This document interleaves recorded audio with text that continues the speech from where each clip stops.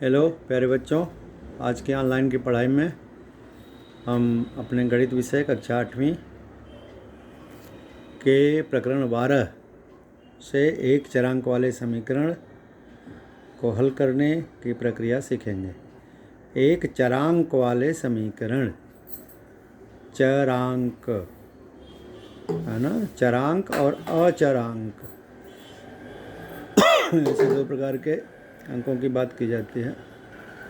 यहाँ पर चरांक का सिंबल किसी अक्षर के माध्यम से व्यक्त किया जाता है और उसका हमें मान ज्ञात करना होता है। चरांक क्यों? क्योंकि दिए गए जो अक्षर हैं, जो इंग्लिश के स्मॉल लेटर्स के जो सिंबल्स हैं, उनके मान अलग अलग स्थान पर अलग अलग होते हैं, यानी वो निश्चित मान वाले नहीं। एक ही अक्षर के अलग अलग मान अलग अलग जगहों पर हो सकते हैं, इसलिए उनको चर अंक बोलते हैं, चरांक। तो हम यहाँ पर देखें, पिछली कक्षा में हमने चरांक के समीकरणों का अध्ययन किया था और यहाँ देखो लिखा है कि समीकरण में दिए गए चर के लिए जो मान रखने पर समीकरण के दोनों पक्ष समान होते हैं, वह मान हम उस समीकरण का हल होता है, ऐसा मानते हैं। तो हल करने के लिए प्रक्रिया में दोनों पक्षों में समान संख्या मिलाना होता है, कभी कभी दोनों पक्षों में समान संख्या घटाना होता है, कभी दोनों पक्षों में समान संख्या से गुणा करना होता है, कभी कभी दोनों पक्षों में समान संख्या से भाग देना होता है। दोनों पक्ष अर्थात एक दाहिना पक्ष एक बायां पक्ष समझते हैं। यहाँ पर देखो एक समीकरण है x + 4 = 9। तो x धन 4 एक पक्ष है, बराबर बीच में है दोनों के, और 9 जो है वो दूसरा पक्ष है। तो x + 4 ये हमारी बाईं तरफ है, तो ये बायां पक्ष है, और बराबर जो है बीच में है, इसके दाहिनी तरफ 9 ये दाहिना पक्ष है। इसी को बायां पक्ष, दायां पक्ष या एक पक्ष या दूसरा पक्ष इस तरह से कहते हैं। तो यहाँ जो समीकरण हैं उनको हल करने के लिए इन चार दिए गए मानदंडों के आधार पर हम क्रिया करते हैं, उनके गुणधर्म हैं। क्योंकि ये समीकरण हम देखेंगे तो x धन 4 बराबर 9, तो समान संख्या इसमें घटाई जाएगी, है ना। जो दूसरा पॉइंट है, दोनों पक्षों में समान संख्या से घटाना, यह क्रिया यहाँ काम करेगी। क्योंकि ये धन 4 है तो धन 4 हटा, हमें x का मान ज्ञात करना है, तो ये धन 4 जब यहाँ से हट जाएगा तो केवल x बच जाएगा, तो x का मान जो बचेगा वो सामने मिलेगा।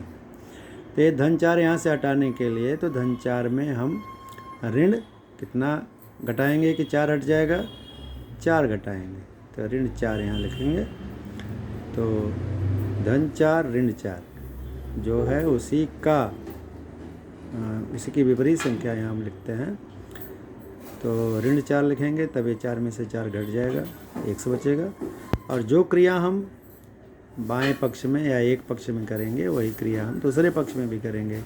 क्योंकि ऋण 4 हमने यहाँ घटाया है, तो यहाँ भी हम ऋण 4 ही लिखेंगे आगे के बॉक्स में।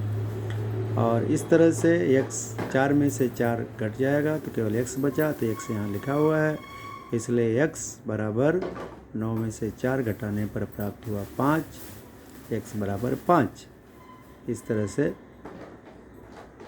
x का हल मालूम हुआ, यानी कि एक जो चरांक है, तो चरांक का मान यहाँ पर मालूम हुआ, एक अचर राशि मिली 5। तो ये जो है समीकरण है एक चरांक वाले समीकरण, क्योंकि x अकेला एक चर राशि है इसमें, और 4 जो है एक अचर राशि है, एक ही चर राशि है, इसलिए एक चरांक वाला समीकरण इसको कहते हैं।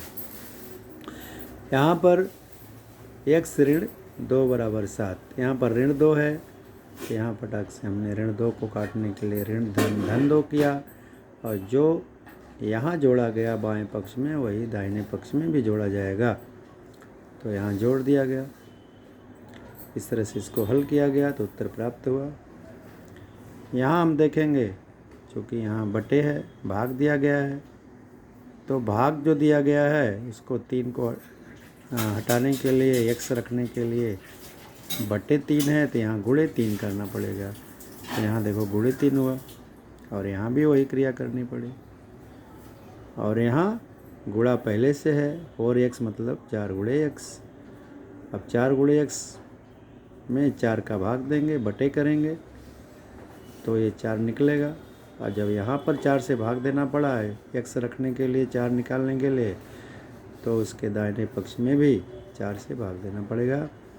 फिर हमें अचरांक का मान, ये जो चरांक है उसका मान मालूम होगा। इस तरह से हम इसको भरेंगे और समझेंगे। आगे की क्रिया भी हम इसी आधार पर करते रहेंगे।